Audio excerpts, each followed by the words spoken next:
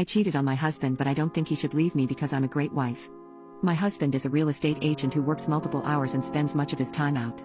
During October 2020, a guy named Jay messaged me on Instagram. We chatted in a decent way.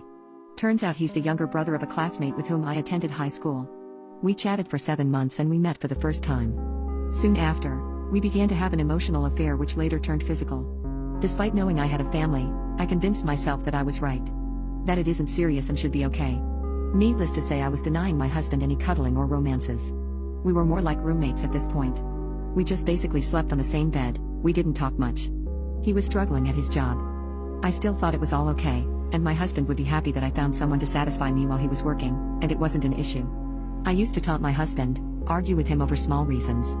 I used to absolutely despise him, as Jay was much more fit and handsome than him. Jay began to think I settled for less even after I had a family and a good marriage.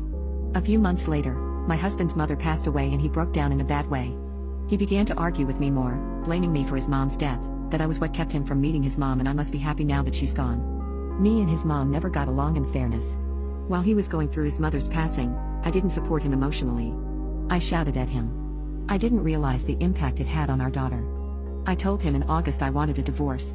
That further broke him down. I rented out a small apartment and moved out, taking my daughter with me. I told her I didn't want her near her father as he was having a mental breakdown and becoming emotionally abusive. Jay sometimes used to visit us. I introduced her to my daughter. They became friends due to similar gaming mentality. Things took the worst turn possible a month later. Jay tried to make a move on my daughter and turned out to be a pedo. She barely got out and called her father. I was working in the office then. She tried to reach out but couldn't due to my phone being on silent mode. When I saw her calls, I rushed to my home to find it filled with police and people.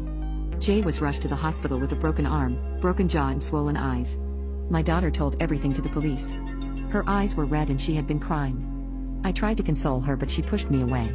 As my daughter was the victim and my husband had friends in the department, no charges were pressed against him. After everything calmed down for a bit that evening, my husband reached out to me with my daughter asking for the truth.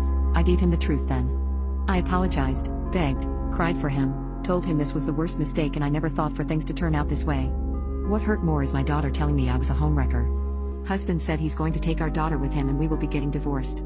He's pushing for full custody and filing a fresh paperwork for divorce on grounds of infidelity. I told him I want to work on our marriage. Beg him. I want a chance. He isn't listening to me.